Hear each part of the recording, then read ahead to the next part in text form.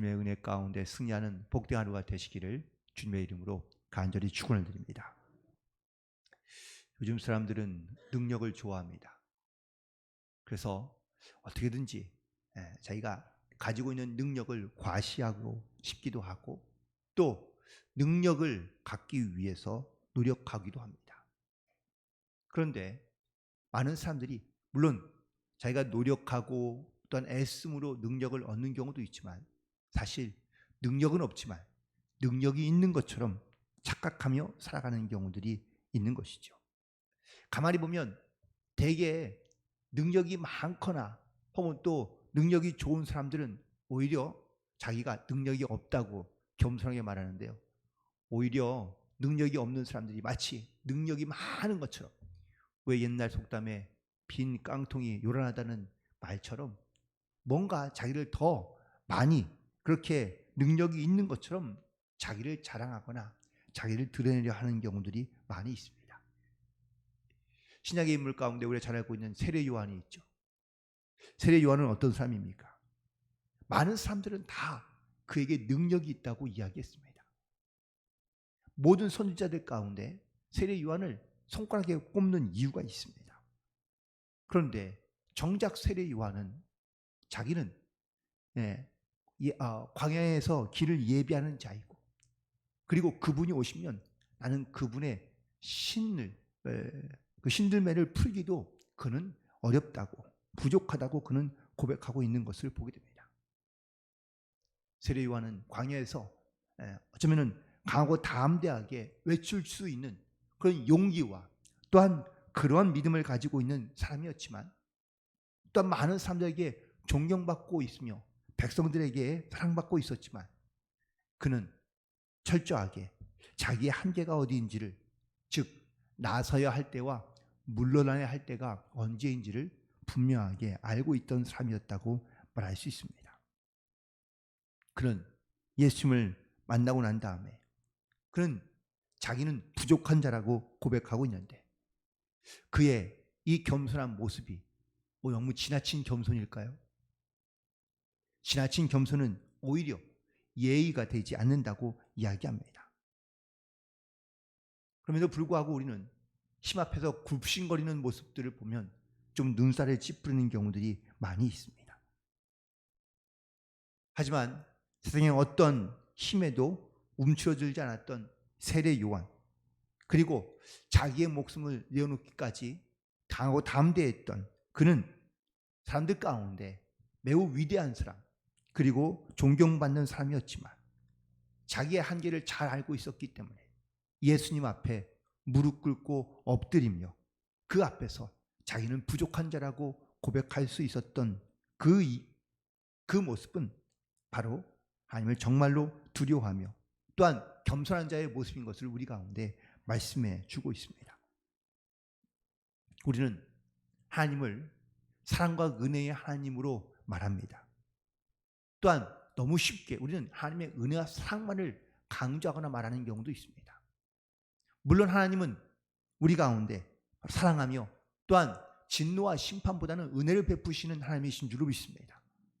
하지만 우리가 반드시 기억해야 될 것은 하나님은 바로 심판주이심을 우리는 반드시 기억하며 나아가야 될 줄로 믿습니다. 믿는 자들에게는 심판이 있기도 하고 없기도 합니다.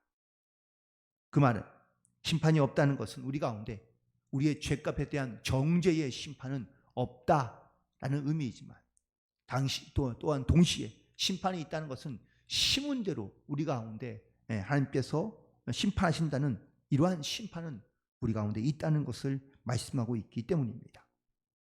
하지만 우리가 사람을 심판하거나 또한 우리 가운데 사람을 정죄할 만한 능력은 없습니다. 심판은 오직 하나님께서만 하시는 것인 줄로 믿습니다. 그래서 사도 바울도 주님이 오시기 전까지는 아무것도 판단하지 말라고 고린도전서 4장에서 말씀하고 있습니다. 그런데 우리는 너무 쉽게 판단하고 너무 쉽게 정죄합니다. 내가 싫어하는 사람, 내가 미워하는 그런 대상에 대해서는 우리는 정죄하고 판단하는 것을 너무 쉽게 하며 또한 멈추지 않습니다. 하나님은 우리 가운데 말씀하시기를 가라지를 뽑아버리며 또한 가라지를 빼버리는 것을 그 농부의 손에 맡기지 아니하시고 추수할 때 함께 했다가 알고 가라지를 나눌 것을 성경에서 비유를 통하여 우리 가운데 말씀하고 있습니다. 오늘 본문에서는 바로 이처럼 하나님께서 심판하신다는 하나님의 심판에 대하여 말씀하고 있습니다. 세상에 그 누구도 하나님 앞에 섰을 때에 하나님의 심판을 피할 수 있는 사람은 아무도 없습니다. 그런데 많은 사람들은 우리가 죄를 짓고 살아도 죄 가운데 있어도 죄를 회개하지 않아도 나는 괜찮다 혹은 나는 아무런 영향을 받지 않는다. 하나님이 나를 그럼에도 불구하고 나를 구원해 주시고 용서해 주실 것이다 라는 이런 착각 가운데 살아가는 경우가 많습니다. 이 시대의 가장 큰 문제가 뭔지 아십니까? 바로 하나님을 잘 모르는 겁니다. 하나님의 은혜를 알고 하나님의 또한 사랑은 우리가 알지만 하나님에 대한 두려움과 하나님에 대한 무서움을 잘 모르고 살아갑니다. 그러니 성도들이 혹은 교회들이 하나님 두려운 줄 모르고 살아가며 그리고 점점점 하나님과 멀어지는 삶을 살고 있는 것은 그와 무관하지 않다고 말할 수 있습니다. 오늘 본문에 있는 말씀 1절에서 하나님께서는 바로 에돔에서 걸어 나오시는 모습이 기록되어져 있습니다. 여기서 나오는 보스라는 바로 이 에돔의 수도인데요. 그런데 에돔에서 걸어 나오는 그의 화려한 옷을 입고 계시는 그분이 과연 누구인지 놀랍게도 그분은 붉은 옷을 입고 있다고 말씀하고 있습니다. 여기서 말하는 이 붉은 옷은 바로 하나님의 심판을 의미하고 있는데 2절에 있는 말씀을 보면 어찌하여 왜 의복이 붉은지 그 붉은 이유가 이후에 기록되어져 있는데 바로 포도즙 틀을 밟고 있는 자이기 때문이라고 말하고 있습니다. 여기서 하나님께서 바로 이 포도즙 틀을 밟았다고 하시는 말씀은 바로 예전엔 이 포도를 모아서 통에 넣어놓고 그리고 이거 즙을 만들기 위해서 포도즙 틀에 있는 이 틀을 밟기 시작했는데요. 그때가 되면 터지는 포도즙 물로 인해서 붉은 옷이 되는 경우들이 많이 있습니다. 이처럼 하나님께서 이제 이스라엘 주변에 있는 이런 이스라엘의 원수들을 향하여 하나님께서 바로 심판과 진노에 대한 심판이 이루어지고 있다는 사실을 말씀하고 있습니다.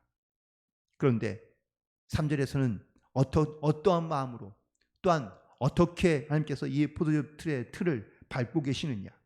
바로 노함으로 말미암아 밟고 계시고 분함으로 말미암아 밟고 계신다고 말씀하고 있습니다. 오늘 이 말씀은 바로 이스라엘의 원수인 에돔을 하나님께서 멸하실 때에 이 말씀대로 성취된 말씀이기도 합니다.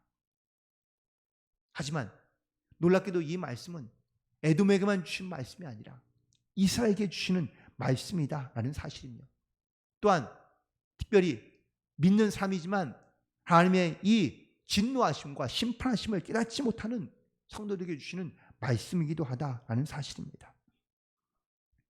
이 이사야서 63장에 있는 오늘 이 본문에 있는 이 말씀과 요한계시록 14장 18절부터 20절까지에 있는 말씀이 매우 비슷하게 기록되어져 있는데 요한계시록 14장 18절부터 20절에 있는 말씀을 잠깐 보도록 하겠습니다. 요한계시록 14장 18절부터 20절까지에 있는 말씀입니다. 또 불을 다스리는 다른 천사가 제단으로부터 나와 예리한 낫 가진 자를 향하여 큰 음성으로 불러 이르되 내 예리한 낫을 휘둘러 땅의 포도송이를 거두라. 그 포도가 익었느니라 하더라. 천사가 낫을 땅에 휘둘러 땅의 포도를 거두어 하나님의 진노의 큰 포도주 틀에 던지매 성 밖에서 그 틀이 밟히니 틀에서 피가 나서 마을 굴레까지 닿았고 1600 스타드온에 퍼졌더라 라고 기록되어져 있습니다. 여기서 포도가 익었다는 것은 바로 하나님의 심판의 때가 되었다는 것을 말하고 있습니다. 그 포도주 틀에 모든 악한 사람들을 다 넣고 그 심판에 하나님께서 심판을 하고 계신다는 것을 말씀하고 있습니다. 이처럼 하나님께서는 성경에서 이렇게 하나님의 심판에 대하여 말씀하고 계시며, 또한 그 심판 때 포도주 틀에 모든 걸 넣어놓고 그리고 발로 밟아 하나님의 심판을 이루어 가시는 것을 보게 됩니다. 이처럼 이스라엘 가운데 영적으로 하나님과 멀어지며, 또한 하나님 앞에 나오지 못했던, 또 하나님 특별히 이스라엘 백성들을 괴롭혔던 원수들에게만 하나님께서 이런 심판이 임한 것이 아니라 이 심판이 이제는 이스라엘 백성들에 향하고 있는 것을 보게 되는데, 바로 오늘 본문에 있는 말씀 7절 위에 등장하고 있습니다. 7절 이후부터 하나님은 끊임없이 이스라엘 백성들에게 베푸신 사랑과 자비와 구원에 대하여 반복해서 말씀하고 계십니다. 9절을 보시면 하나님께서 이스라엘에게 고통당할 때에 주님도 그 고통에 동참하셨다고 말씀하고 있습니다. 함께 아파하며 또한 그들을 구원하시며 또한 그들을 안으시고 그리고 그들을 얼마나 큰 사랑으로 그들 가운데 역사에 오셨는지를 말씀하고 있습니다. 그러나 10절에 보니까 이스라엘 백성들이 반역하여 주의 성령을 근심하게 하였고 또한 그들의 대적이 되었다고 말씀하고 있습니다. 하나님은 이스라엘 백성들을 사랑하시고 자비와 은혜로 그들을 구원하기를 원하시지만 이스라엘 백성들은 심판주 하나님에 대하여는 알지 못하고 또한 오히려 하나님을 반역하여 우상을 따라 살며 죄악 가운데 하나님을 근심하게 하고 있는 것을 보게 됩니다. 이러니 하나님께서 이스라엘 백성들을 구원하시며 사랑하시려 하지만 하나님께서는 이스라엘 백성들 가운데도 오히려 하나님의 진노와 심판이 임하게 되었다는 것을 말씀하고 있습니다. 10절 이후에 보니까 이스라엘 백성들은 하나님께 우리를 사랑하시는 하나님은 과연 어디에 있는가라는 것을 끊임없이 묻고 있습니다. 모세 때에 홍해를 건너게 하셨던 하나님, 광야에 있을 때에 만나를 주셨던 하나님, 불과 구름 기둥으로 우리를 인도하셨던 하나님, 그런 하나님은 이제 어디 계시고 왜 우리 곁에 계시지 않느냐라고 묻고 있습니다. 하나님의 진노와 심판이 임하게 되자 그제서야 하나님을 찾게 되고 하나님을 묻게 되고 또한 하나님의 은혜와 자비를 구하는 이스라엘 백성들의 모습이 바로 어쩌면 이 시대를 살아가고 있는 우리의 모습이지 않을까라는 것을 다시 한번 깨닫게 됩니다. 물론 우리가 결론적인 이야기를 잘 알고 있습니다. 하나님께서 그럼에도 불구하고 하나님은 이스라엘 백성들이 회개하고 돌아오면 그들을 용서해 주시고 그들을 다시 회복시켜 주시고 다시 하나님의 거룩한 백성으로 살아갈 수 있도록 도우시고 함께해 주신 줄로 믿습니다. 우리도 마찬가지지 않을까요? 비록 우리가 세상 가운데 물론 우리가 하나님의 은혜와 사랑 가운데 살고 있다는 것은 너무나 잘 알고 있지만 우리는 여전히 죄악 가운데 또한 하나님을 모른 채 혹은 하나님을 생각하지 못하고 기억하지 못한 채 우리가 하나님의 뜻과는 전혀 다르게 이 땅 가운데 살고 있으면서도 우린 착각하고 있습니다. 하나님은 그래도 나는 심판하지 않으시겠지. 나는 사랑하시니 나는 도우시고 나에게는 구원하시겠지. 끊임없는 하나님의 은혜와 사랑을 우리에게 베푸시고 하는 착각 가운데 살아가는 경우가 많습니다. 하지만 우리도 회개하지 아니하고 하나님께 돌아가지 않는다면 하나님께서는 또한 우리 가운데 심판과 또한 진노를 멈추지 않으신다는 사실을 우리는 반드시 기억하고 하나님 앞에 회개함으로 나아가야 될 줄로 믿습니다. 사랑하는 성도 여러분, 죄인을 사랑하시고 또한 모든 영혼이 다 회개하며 구원받기를 원하시는 하나님의 끝없는 사랑과 의뢰는 바로 우리가 받은 가장 큰 은혜이며 가장 큰 복인 줄로 믿습니다. 하지만 하나님은 이런 사랑과 은혜만 베푸시는 하나님이 아니라 심판하시는 하나님이신 것을 우리는 반드시 기억하며 나아가야 될 줄로 믿습니다.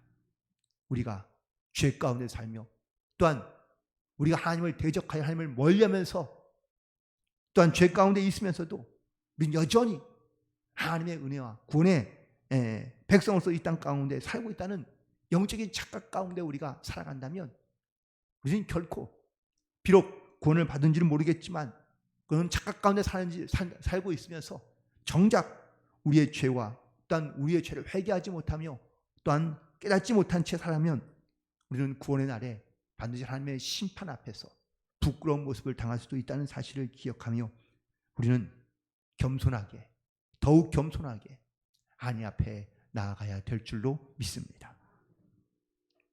우리의 모든 것을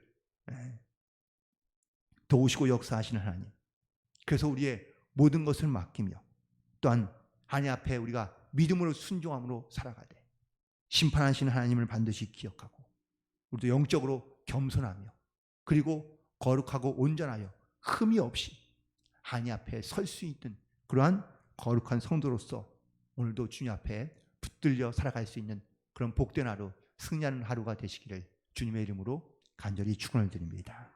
기도하시겠습니다.